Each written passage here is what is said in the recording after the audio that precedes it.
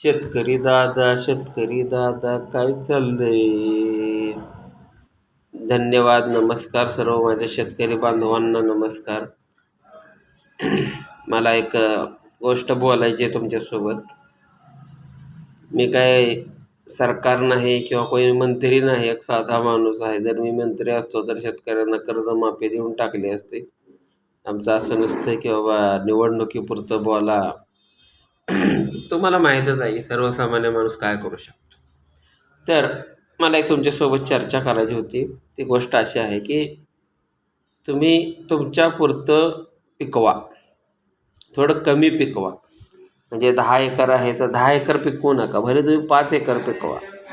उरलेल्या वेळामध्ये तुम्ही 2-3 तास विका तुमचं प्रोडक्ट जे आहे. तुमच्या शेतातला कांदा असेल, टोमॅटो असेल, काय असेल ते विका तुम्ही. बनाना असेल, केळी, म्हणजे कोणतेही जे तुम्ही लावलेला भाजीपाला वगैरे असेल तो स्वतः सेल करा, स्वतः विका.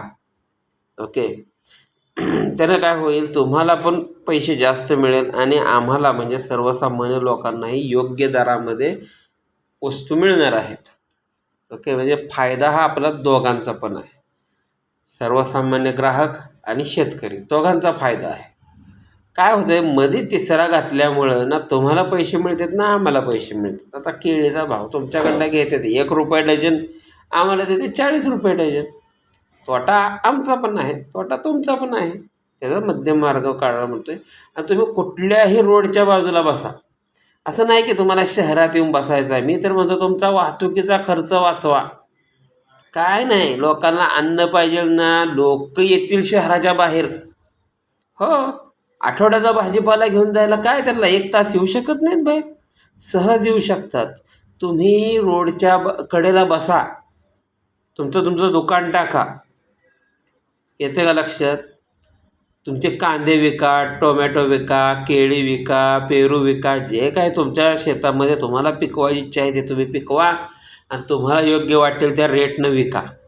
कुठली पावती नको, काही नको, कच्छ नको, काय नाही. कोण तुमच्या आद्यात नाही येणार, मध्यात नाही येणार, काय नाही. आम्ही येऊ तुमच्याकडे माल विकत घ्यायला, खरं सांगतोय.